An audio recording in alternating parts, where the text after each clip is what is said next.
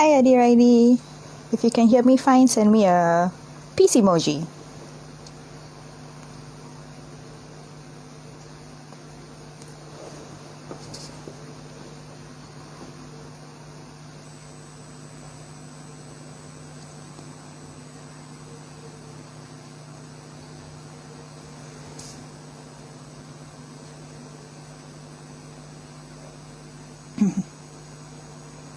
Hi everyone, welcome to TLM Live, episode 4, My Life, My Journey, where we want to find out how youth in Singapore charter their journey in roads less traveled and to find out what challenges they face and the issues that are important to them.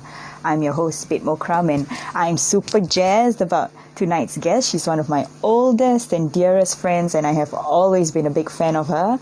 And I've always known she was destined for great, great things since we were teens. So please welcome DJ and mental health awareness activist, Sabrina Ui. Hi. Hi, Bit. Hello. Yeah. Hi. How are you? Hello. Me? Oh, I'm okay. Today is Tuesday, right? Yes. Yes. Every day is the same because it's it's the times that we live in. Yeah. But okay, now Strange, I'm strange alright. times. Yeah, yeah. All right. Good. Yeah. Okay. So this is TLM Live. This month we're looking at My Life, My Journey, how youth charted their paths or their lives in the road less traveled and stuff like that. So, first of all, uh, a big part of you, which is, lesser traveled out there, is being a DJ, right? So could you, uh, let's talk about that first. How did you become a DJ? Okay. So like, I don't know. I just stood behind the decks and pressed some buttons and everything. No. So I guess it started when like when we're 18, we're like, okay, now we're newly minted adults and we can now go to clubs and everything. So yeah, I mean I was going out, to like Butter Factory, Zouk and all those like popular clubs back then.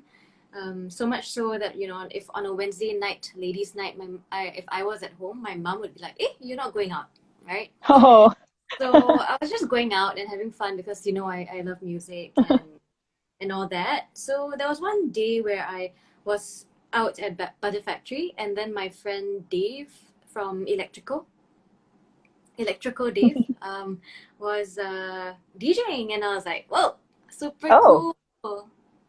Yeah, I just thought it was super cool. And then, so this is back in like, I don't know, 2009, right? When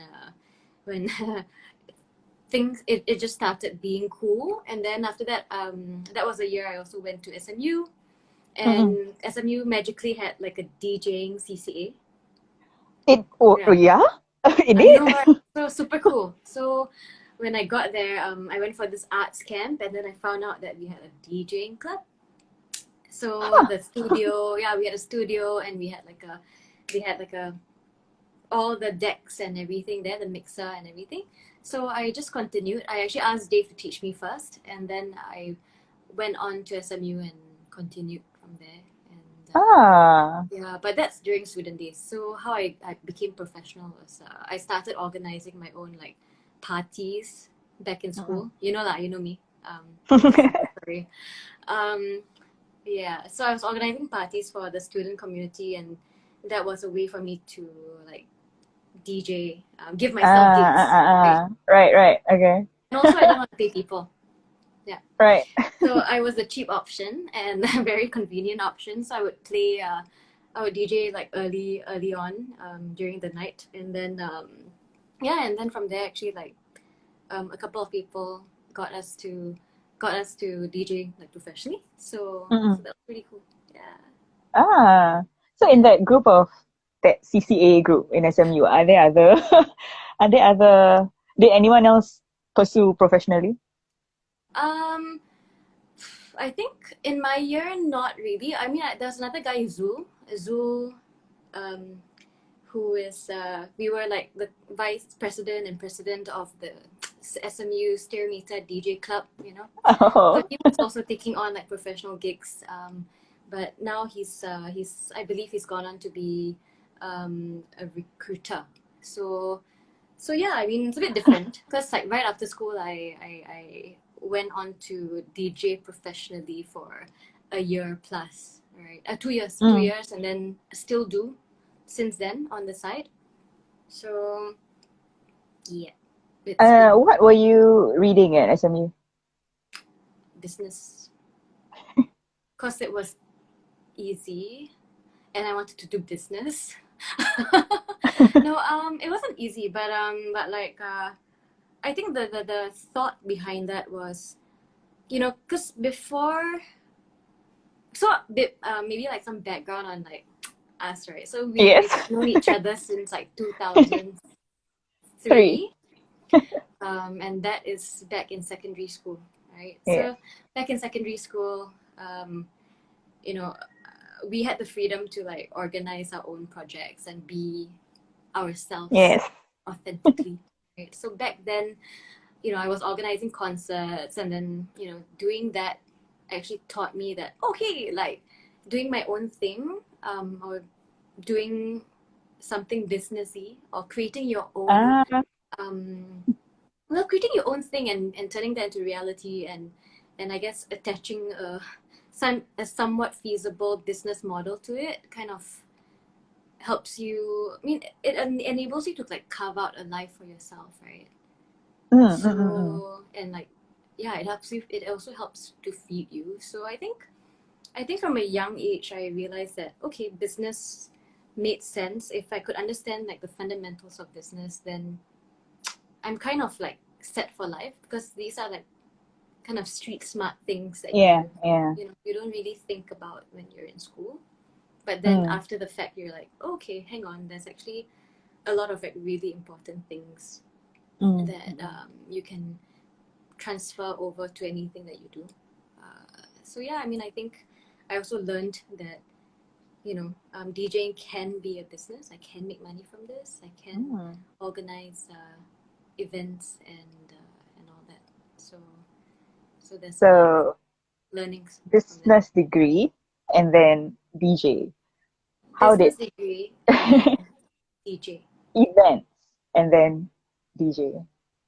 Yeah, events while in as a student, right? Yeah. Events to pay for traveling. I did so okay. Ah. So if I go back, right? So I actually saved a lot of money organizing these events.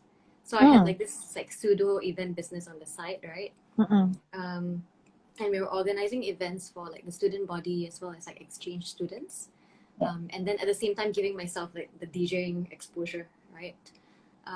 So then I don't know. To me, it seems very not natural. Yeah. Yeah. You know, like Uh-uh. for me, I guess I'm very open to whatever opportunity just Yeah. arises. Yeah. You know, so Somehow knowing you, it's not that. It's natural. Yeah. It just. yeah, and I think I'm also Yeah. very lucky that I don't have the pressure from my parents, right?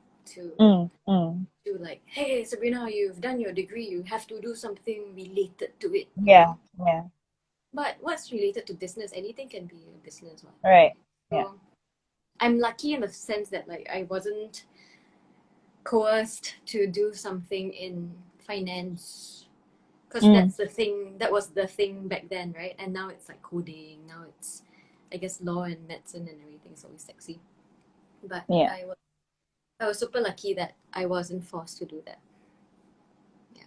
Because one of the questions people would ask is, what is the reaction when people know you're pursuing something like something off the track like this, when you have something so normal, so solid like a business degree, but it sort of didn't really affect you, right?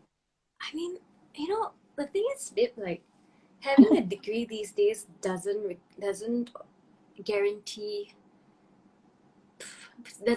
Yeah. professional success. It doesn't guarantee that the road that you've taken will be safe because of all the Mm. changes. But yeah, I mean, back then, back then I had a lot of friends. I had a lot of friends asking me like, "Oh, Sabrina, like, heh, like you've decided to DJ? Like, what happened to your degree, right?" I've actually never I've never shown my degree to anybody. Mm. Yeah, I've never shown it to anyone since I've graduated. I don't know where it is. I've some box somewhere, but I think I have a digital copy, so okay, never mind. But um, yeah, like I had a lot of friends who really asked me like, "Are you sure this is the thing for you to do? You know, what's gonna happen if it doesn't work out? Mm. What like does it pay enough?" Actually, it does. Yes, it pays better than your average starting Mm. salary, especially now with the whole like SG trainee thing, $2,500. Oh my god, you know, like no. DJing was great because it was part time, and it paid like better than Mm. average starting salary, and so it actually gave me time to explore other things as well, lah. Yeah. Nice. But of course, I don't post about those things, right? Like people saw, oh, Sabrina went to be a DJ, but then she also was being capo in other areas, Yeah. other things. Yeah, yeah. Okay. I'm sure being a DJ has given you opportunities to meet all sorts of people, many, many people. Are there any interesting stories? Wow. Okay. Wow. Anyone pop comes to mind? Wow. I'm scared someone interesting might like join and nah, kidding. It's fine. I've said a lot of things. Of course, yeah. I mean, it's super interesting. So on the bright side, right? Like I've got to meet like really cool people. Like I don't know. There was this like DJing electronic music conference that I went for, and I got to meet like some of my DJ idols in person. Ooh. So back then, I don't know. There's like Richie Houghton, Armin van Buren. So that was really cool to meet them in person. Here? Yeah, yeah. I was in Oh, okay. Singapore, Oh, and yeah, okay. I don't know how, but I ended up on like a panel talking about like it was an East meets West panel about electronic music in Asia, about electronic music, right? And we are just kind of like comparing and contrasting the differences in the Huh. scenes. So it was very cool. So we were at the W Hotel, and I remember we were kind of waiting backstage to like, you know, to talk in this panel. And then Armin van Buren like, oh, okay, I came in, and he was like, oh, I'm done with my talk. And I'm like, oh, that's so cool. So I mean, I got to meet like, you know, people, cool people in the sense that, you know, I respect them, I respect the work that they do, Mm. and that's really cool. I've also met, I guess, depending on the venue I've played at. So I've played at like some, I guess, some festivals, some clubs, different types of clubs. So bottle clubs in particular.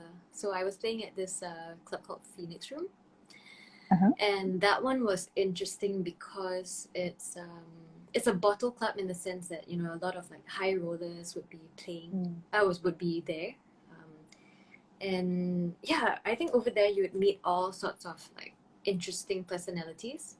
Mm. So yeah, I mean, good and bad, right? So there are a lot of like very rich people, and when you're in that circle, they tend to be Yeah. interesting in their own right. Like, you know, some of them had really, they were prominent like business people, Mm. for instance. But they were also like I guess that you would call it the underbelly of Singapore.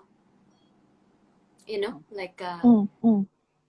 things that we don't normally talk about when you ask like, hey, so what do you do? Or like, yeah, what do you do for work? They would probably share something that they don't. Yeah, so Mm. I that was see. fun. I mean, it was interesting to see a different side of Singapore. Mm. I see.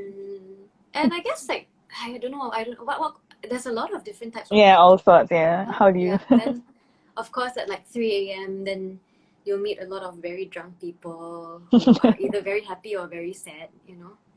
So it was all very, at some point it was a bit overwhelming as well, Mm. because I would encounter very extreme personalities.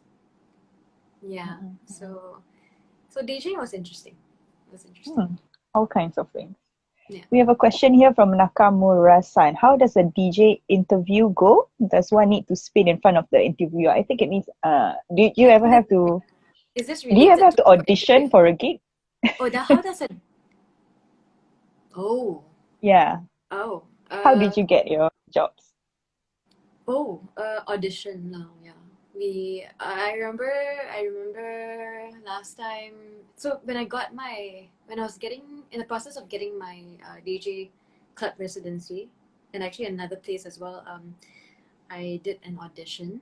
Uh, so what happened was I just went in there. I mixed music for like 20-30 minutes. Yeah, and I guess they just want to make sure that you're technically sound. With You your own gear No, you go into or like they? and then play there. So Mm. they'll see whether you're comfortable with mixing and um, yeah.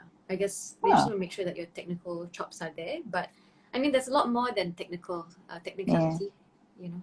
So so normally they would just field you for a few gigs and then see how lah from there, right? Wow, no No time for judgment. nervous fingers. No lah. I mean, normally you practice, right? You practice a bit, and then you go down there and yeah, make sure you are calm when you go in. Yeah. Okay, you mentioned the all sorts of people, the 3 a.m. people, they're either really happy or really sad. I think um that's a good segue to my next question, the next part of you, which is Uh, from being a DJ, how did you develop this passion for mental health awareness? uh, yeah. Okay. So I think building on that whole environment of nightlife, right? Mm. Yeah. I mean, a lot of people are there to have fun, but a lot of people are also there to escape, right? Escape from like the troubles and problems that they're facing in the day. So, okay, so firstly, I think that I should believe that nightlife, for me at least, was not the most conducive environment for my mental health. Um, Mm. and so I found that uh, I actually decided to stop my club residency when I realized that, or actually when I went through depression a couple of times. During the From times I was DJing. So this was in like 2014. Yeah, aha. yeah. So I graduated in 2013, right? So I was then yeah I DJed like right after school, right after like uni ended or when it was about to end, and then I I did that for a while and consistently 3-4 times a week, and then eventually I think that yeah like I think my nightlife actually might have triggered my depression. How Um, so? yeah. So in terms of the environment, it wasn't the best because it really okay. One, I was exposed to a lot of people who were not very happy, right? Mm-mm. And that kind of feeds off you. Like, I think you are the average of the 5 people you hang out with, and I was Mm. spending a lot of time in this environment. Obviously, there were some days which were great and fun, but at the same time, around then, 2014 period, um, I don't really know whether there were triggers, but I think this was definitely something that affected it. And then another thing that was not so good for my own mental health was um, the fact that my sleep was compromised. Mm. So one thing that I've learned recently, when it comes to like my self care and my mental health routine and everything, is that having a consistent sleep schedule really helps with your Mm. overall well being and your mood. So um, Which just yeah, wasn't feasible with a nightlife. no, Yeah. like sleep wasn't good. People, sometimes good, sometimes not so good. And then the other thing was also, nightlife obviously means alcohol usually. Mm. and that's also really bad for your mental health. It's a depressant, and back then, yeah, I mean, I would be very pressured to like just drink a bit, even though it actually doesn't have any good effect on me. Like I've never Yeah. actually, but I'd be like, yeah, yeah, I know. yeah. I've seen you. You're the one with the bottle of ice mountain in the club. Yes, I'm the so Yes. yeah. I mean, like, so yeah. Since then, I've been like, yeah, just give me a water and a Coke, and that's all I need. Because the Yeah. Coke gives me a bit more energy, but I just need water, and that's it. But even so, not so much because I need to pee. I don't want to pee. Yeah. Like, I don't want to pee during my DJ set. So anyway, so how did sorry, your question was, it's a real problem. Yes. It's a real problem. I had to have like 10-minute tracks so that I could go to the toilet and come back. Okay. Oh, Yeah, and you know how women toilets are like, right? Female must toilets queue. must queue, and people yeah, and in a club people are vomiting and Oh gosh. Okay. Anyway. it's a mess. It's sometimes a fun mess, but sometimes also not so fun. So Yeah. yeah, yeah, yeah. It's better But when you're not sober, you see all of it. Anyway, but yeah, sorry, your question was. Oh yeah, okay. So obviously it's clearly personal. You have a personal struggles, right, with Yes, mental health and stuff. my personal struggles and pain. So how did that So what motivated me, is it? yeah. Tell us about Calm Collective. What is Calm Okay, Collective? all right, Yeah. Ken. Sorry, I'm just like, you took me back there, and I'm just like, wow, I what know. was that, man? Like, wow, it was a very eye-opening 1.5 to 2 years, and then I was like, okay, man, I've seen enough.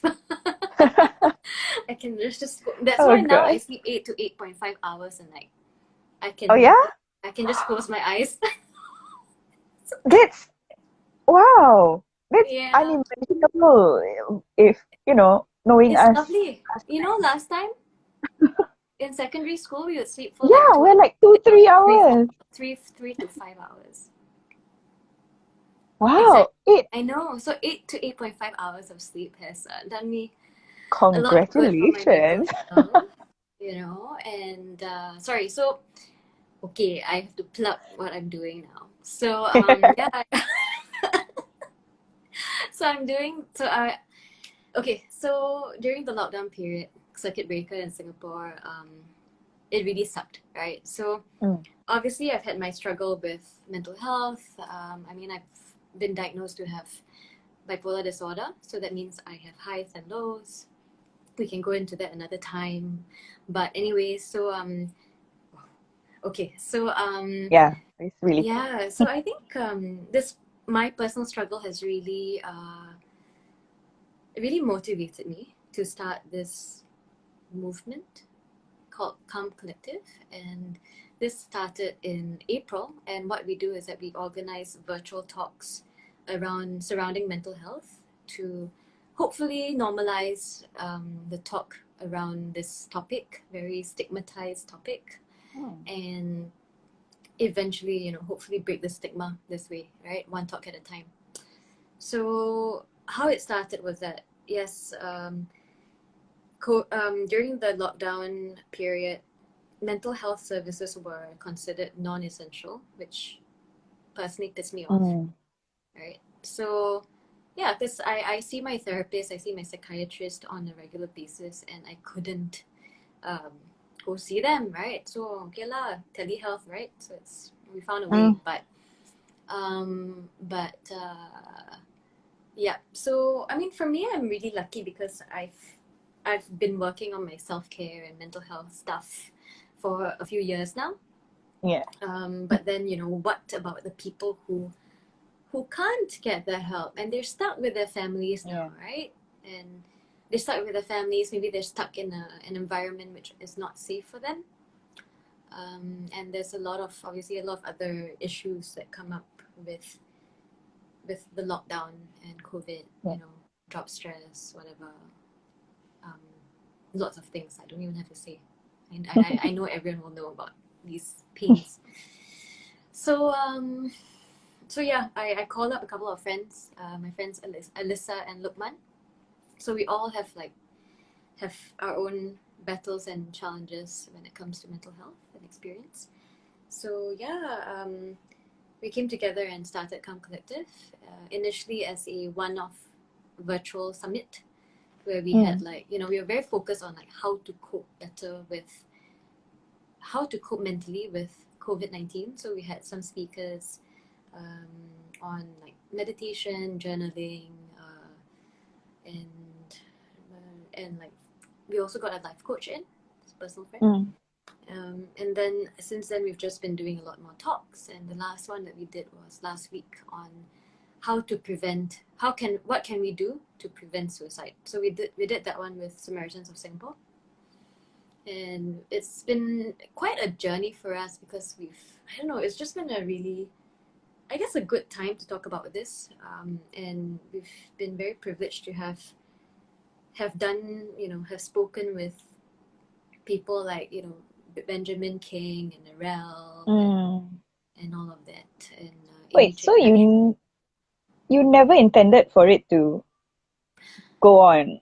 I mean, Oh, secretly, I've been wanting to do something in this, you know me also. yes. Secretly, I've been wanting to do something in this space for a while now. But it's hard to get into the mental health space in Singapore when you don't have the qualifications. But the thing is, like, there's a lot of ways to help people, right? There's a lot of ways to help people, and typically, for people who want to get into this space, they would think like, okay, I need a master's or some kind of graduate degree to be able to be a therapist. Yes, true. You should probably have that knowledge. Um, yeah, or a very related degree lah, which I don't have because I did business, generic business. So so I guess like the best way for me to I figured the best way to do this was really to just have conversations, right? Because I don't know how to do anything, but I know how to talk. And I know how to Bring people to organize. talk. Yeah, Yes. I come from an events background. I know how to organize things. I know Yes. how to communicate well enough at least to help people get their message across. So I figured that, kind of combining my experience and my interest in mental health this kind of made sense lah. Yeah. Yeah. We have a question from Syed_Hadi_Syed. Hi, Was your Sai. family aware you had depression? How did Depression. they react first time they got to know? They got to wow. They said, "Hey, maybe you're just sad. Go and sleep." Ah! Wait, yeah. Or they said, "Oh, my mom brought me to this Bomo Oh, spiritual lady, I guess." which And doctor? yeah. Oh, yeah, yeah. And we went to look at lime leaves in water, and I bathed in it. Yeah, lah, I have to do lah. I have to do lah. My mom was really okay, so I think the thing is, I shared that, okay, I think I'm depressed. I think I need help. But, Asian family, right? Yes, Our yeah. context, right? Even you actually had that conversation with your mom.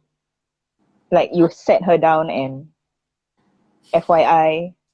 I don't know. I guess the thing is, I didn't really know what I was dealing with also. I was just like, oh, Right. I feel so shitty. I think it's because of all these reasons and I'm not good enough. And, all the symptoms of depression were there, right? Like, Yeah. I didn't want to get out of bed. I didn't want to go to work. I didn't want to socialize.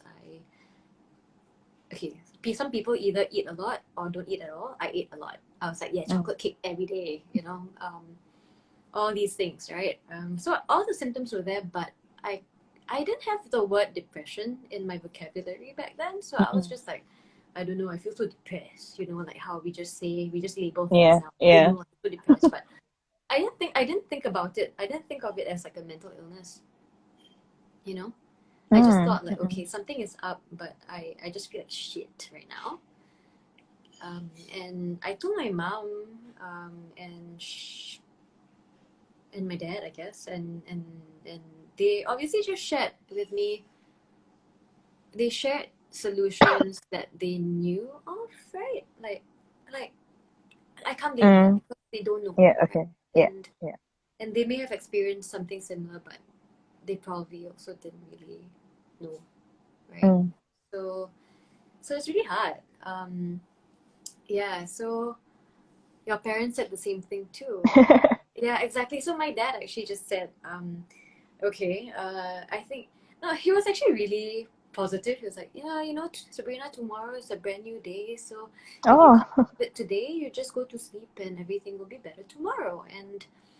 And I was like, well, that kind of makes sense, but I can't even sleep, and I want to sleep, but I have all these thoughts in my head, Mm. like everything's really bad, it's not gonna get better, and you can't sleep away these thoughts, right? Because they're just with you every day, every Yeah. second, right?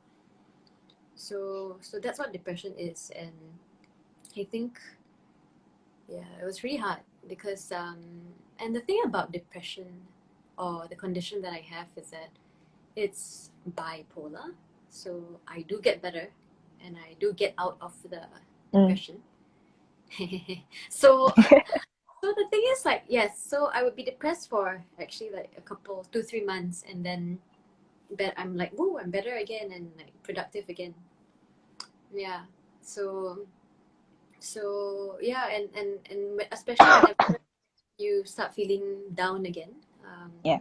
yeah, I think aside is saying like, yeah, it's just very embarrassing, right? Because coming from this background of like overachieving Mm. people. So my background is, yeah, I went to like Raffles and all those brand name schools, right? Don't know how, don't ask, but yeah. So so yeah, there was tremendous pressure to be as good as other Yes. people, and there's always the constant pressure of like comparison to my peers who are seemingly doing well on the Yeah. outside. So Yeah. I know this never good enough thing was always a thing, but it was so common that it was sort of normalized to be this way. This never good enough is normal. So just go, go, go, go, go. You know what I mean? When we were kids, like that's just you're right. surrounded by Yeah, I people mean, who are just yeah, like I think that's maybe one thing that we don't talk about enough, when you're in a so-called elite school, yeah, right? Because there's a lot of pressure to perform and compete, right? And I mean, it's precisely why, I mean, the whole and competition is precisely why, these kids are doing so well and they get scholarships and they go to all the best yeah. schools. But it's I think more so because it's self-imposed. The pressure is self-imposed Do you to think do it's better than everybody. self-imposed, or is it the society and family that's like, Okay. Well, Mm. yeah, I mean, it's true. You are the product of your environment as well, right? Yeah, yeah. I don't know lah. But we did I we could relax have lah. chilled. I think I was quite relaxed lah. Like, I mean, Okay. Anyway. I think I've just been really lucky because my parents never pressured me, um, right? And Mm, mm. but I know that friends around us or people around us were very were constantly monitored by their parents, making sure Yeah. that, Some people had it worse. Yeah. yeah, I Mm. don't know. So it's like, too much freedom, or like, it's a choice between, or balance between, like like freedom and control, right? Self-imposed versus societal pressure leading to self-imposed. Yeah. I think so. Possibly, it's a vicious Yeah. cycle that way. Yeah, yeah, Yeah. perhaps. Okay. So Calm Collective started it it was born out of COVID. It was in reaction to COVID, It's particularly a COVID because baby. Yeah. um oh, what were you saying? Particularly because healthcare wasn't was seen as Yeah, non-essential. mental health care was deemed initially non-essential when Mm-mm. circuit breaker happened. And obviously when we're in lockdown, even today, outside, like in phase two, and in the pandemic environment, there's a lot more stress that's happening, and a lot more people actually need that mental health support, right? So we actually need access to therapists. We need access to psychiatrists that can actually give us that crutch as we work through this crisis, or the crises that we are working through, you know. So because it wasn't available, then that really gave us the motivation to do something about it. Yeah. So yeah, it's been 5 months now since we started. Yeah, amazing. Only, actually. Instagram, what triggered your aha moment, the realization? Could you elaborate on that? Instagram? Oh, We'll I get know back you to you. can't lie. Hello. Yeah, Elaborate on your question. my We'll get back. aha moment in terms of Calm Collective, or my We'll give him mental. a moment to react, Okay, then yeah, we'll yeah, get back. sure. Yeah. So in the 5 months, what challenges did you, at which point did you think it, Calm Collective was something, um, to be Bigger. continued, or yeah, something bigger? And then when that happened, and then what challenges did you face? I think even right after the initial program, the initial summit that we had, we actually lined up more talks. So I mean, I think within the team we already have this passion, and not just passion, but we have a vested interest in mental health. So we realized that, Calm Collective doesn't just help other people, but it's also been helping us, right? Because it's also been helping us through our own journeys. Because in a lot of the talks that we also get to learn from them. So we are also answering our own questions. And I think the moment where things got more real was when we got our first like media coverage by Harper's Bazaar. So Margot from Harper's Bazaar, she very kindly reached out and she said, "Okay, I want to feature you guys," right? So that's when we were like, "Oh, we're a Yeah. thing now." Yeah, that was So huge. that was really, really cool. Yeah. Okay, Instagram. Aha moment in terms of when did you realize you had depression and took action? Because you were Mm, saying you didn't know, you didn't have the words for it. You didn't really, it wasn't in your vocab yet at that point. So when okay. was it a black and white? Yeah. Yeah. Yeah. So I think I've had depression. I've gone through depressive episodes a few times in my life. So I think the first time was like even in primary school, actually. Yeah. But I didn't know, right? I was just like really sad, and I thought it was like, when you're young like that, you're like, yeah, I blame everything because everything, the world sucks. The world sucks. Maybe it's my hormones, I don't know.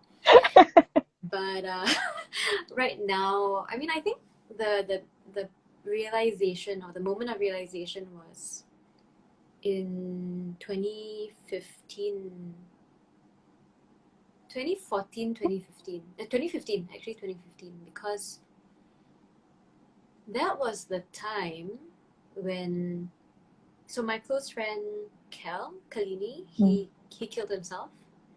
So he's told me he had depression before. So he killed himself, and then that kind of like triggered my depression. So I actually went through a depressive phase. Obviously, I was processing Because you grief. had to deal with his the aftermath of that situation. I Yeah, I remember mean, that. a lot of Yeah. things. Yeah, a lot of things were happening at once for me. So I find that depression is usually triggered by events, but people will also have may have a biological factor to it. So, I mean, your brain is an organ, right? So, yeah, if you have a pre-existing or predisposition to depression or some kind of mental illness, it's the same as having like a predisposition to diabetes or cancer or any other illness. It's the same thing.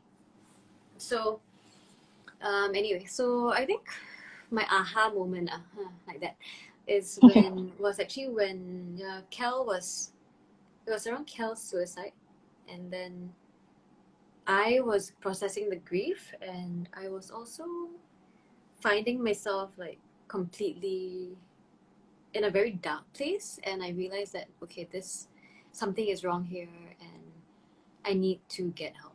So I Mm. actually, I yeah, back then I actually reached out to my parents, and they actually helped and stepped in, I spent a month in New Zealand with my Mm. mom, and I don't know whether that really helped me, but that was when I realized that okay, this is actually something not great, pretty bad. But I hadn't been Something to diagnosed be with dealt with. bipolar yet. Yeah, something to be dealt with, but I don't know lah. It's really hard. So I think maybe the time where I really really realized this and really like internalized that okay, something is wrong and I really need help was after my suicide attempt, like in 2016, right? So I was arrested and everything, and then I met so many like psychiatrists, Mm. and yeah, and that was when I actually my mom again stepped in, and she made sure that I was taking my medication, and then I saw that there was actually an improvement in my mood, and that was where I was like, okay, if medication actually changes or helps with my mood, then maybe there really is an illness. Mm, mm, mm, mm, mm. Wow, that's tumultuous. Yeah, lah. It's a Yeah. lot, right? I mean, there's a lot And of it, triggers as well. Yeah. it's interesting that even you and your story spans a few years. And in that few years, even then, even so, knowing that you're going through these things, you questioned whether you want to label it. The whole, like the, the journey is, do I not, do I have, is something wrong? Is something not, right? And Yeah. that's part of it. Yeah. The issue of mental health is still somewhat taboo Mm. or not discussed enough. Why does, why is there an issue? The issue Why? is that it's an issue. I don't know, man. I mean, okay. I mean, firstly, we don't talk about it, and it's something that we can't see, right? So if something we Yeah. can't see, I don't know. It's hard to believe something we can't see. Because if you see someone's broken leg, you're like, that's a broken leg. Mm-mm. I think that's one. Um, and then the next part is there's a few related. Oh, there are a few factors, right? So another thing would be, yeah, it's just not talked about enough. Mm. And if you don't talk about it, if we're not educated about it, if we're not aware about it, of it, then if you don't know, you so very Singaporean, you don't know what you don't know. Yeah. And if you don't But know yeah, it's something, true. yeah, and if you don't know something, then you can only guess, and you can only guess, and you can only judge, right? Yeah. Yeah, and um, yeah, and I think when it comes to like our Singapore context, right? I think face is a big issue, right? Mm. Because mental health is such a taboo, right? Because you know, in Singapore, we're like, wow, you go to Woodbridge Hospital, all the cell people are there, Mm, right? mm, mm, mm, Oh, mm. crazy, cannot. Oh, all the crazy people there. Face, If yeah, very, yeah. yeah, crazy people go to Woodbridge, which is now IMH, right? And I think it's just yeah, it's just like the talk that we have surrounding mental health is just not healthy, Yeah. you know. Yeah. If we say, oh, that person's mental, that's just Yeah, it's there's a lot of immediately degrading. Yeah. there's just a lot of negative connotations when it comes to Yeah. like someone whose mind is not quite The same as stable. yours. Yeah. Oh. Yeah, it's not Mm. stable and it's not in a good shape right now. So yeah, and in fact, like I don't know what I was either reading a book or watching Grey's Anatomy. Oh my God, I don't know what this is now. But I think yeah, a lot of issues that manifest themselves like behaviorally is usually related to like the brain, right? So I mean, Mm, yeah, again I must say, like, I think we need to understand that the brain is an organ, and organs, body parts may not function perfectly all the time. Like, your lungs sometimes collapse. I mean, touch wood. mm, Um, your nose yeah. gets blocked. Your brain also gets fogged. So Yeah, yeah, yeah. right. So, uh, so it's still, unfortunately, still taboo. You'd say so, right? I How do would you say think it's youth? super taboo still, but like I think amongst the younger audience, we're talking Yeah, about it. yeah. So moving forward, how do you think the youth can uh play a more impactful role in terms of Mm. mental health awareness in the community? And how can society help the youth in Ooh, initiating such? Yeah. wow. So two prong. Yeah. Wait, what can the youth do? The first one. Yeah. Yeah. I think the youth on like okay, so since starting Come Collective, it's been very encouraging to see a lot of like youth projects, youth movements around mental health, and they're doing it in a Mm, way that's very accessible and very youthful, right? And mm, that resonates, like the message resonates with whoever actually looks at the content that they're generating. Um, so I think, yeah, I think youth should step up by reaching out to either creating their own projects on like awareness education, um, and they can also reach out to organizations like Come Collective to yeah, to lend their time to kind of spread the word amongst their own communities, and then like other folks, I guess, people with anyone with resources, be it like access to community, access to resources like I don't know, like financial resources, or other like knowledge, skills, right, that can help mm, the mm. youth um, reach more people and make it a sustainable effort. I think that would be, yeah, I think they just need to like lend their support, right? So It has to be a conversation, there has to It be a can't be. conversation, yeah, and it'd be good to have like I think I don't know, like I think the other thing that I'm thinking about is that I think there has to be more collaborations between the youth and other like Mm, more mature stakeholders like I don't know SMH, IMH, whatnot, mm, mm. and yeah, I think collaborations work. Like you have to work together to make this world a better place. Yeah.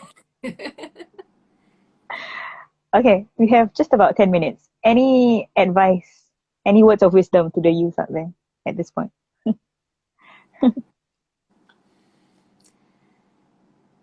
Mm, Jandulah. so many things lah.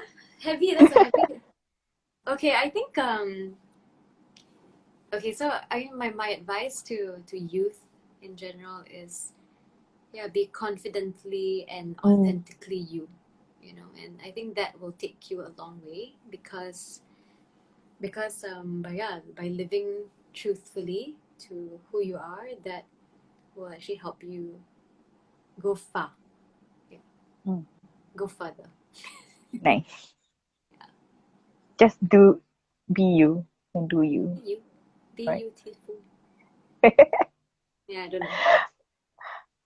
Okay, last few minutes. Let's lighten it up before we close off. We have, I have A or B questions. So you just pick one. Okay? I can pick the questions. No, no, no. As in, the question is this or that. You Okay, pick the okay, this okay. or the that. You Yeah. ready? All right. Okay. Coffee or tea? Tea. Matcha or chai? Matcha. Apple or Android? What am I? I thought, what Android? What kind of fruit is Android? Apple. uh, Wah, there's one solid question. Syed Hadi Syed. Question, are you No, that's single? not. That's not a this or that.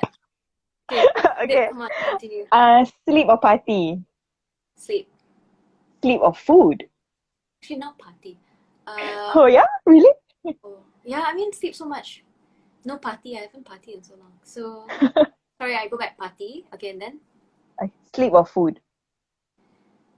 sleep. Yeah? Okay. Winter or summer? Now I say winter. I Oh, don't know. I'm because just we've been stuck here. stuck I'm here. just stuck here. Yeah. Digital or vinyl? Oh, vinyl. Mm. Okay. Cats or bunnies? Bunnies, of course. Bali or Berlin? Oh, so difficult. Yay! Bali. Bali, nice. Mooncake or kueh tart? Wow, ketat. Yay! Ice cream or chendol? Chendol. Flip-flops or sneakers? Flip flops. Live gig or spinning? Life gig. Yeah! Okay, that's all. That's all. Okay. Yeah. Yeah, very Asian. I know. Bali, Oh, kueh tart, shit. chendol. Very proud of you. Yeah. That sounds Yay! Asian, huh? Yeah. Okay. Before we end, maybe you wanna plug yourself. Where can we find you and any of the initiatives you're up to? All right. So, okay, I have a website. So if you want to find out what's up in my life, I have a website called at www.sabrinaoui.com. And then if you want to follow, Oh, hashtag rock for good. oh my gosh, is that OG. is that okay? Never mind later. So, and then if Sorry, again, www dot. SabrinaOui.com lah, very Oh, easy. And then okay. you can also follow me on Instagram and like LinkedIn or whatever, because I'm always busy. I'm busy spamming whatever I'm up to. If I'm not Right. spamming, I'm usually a bit depressed, so that's Oh, quite obvious.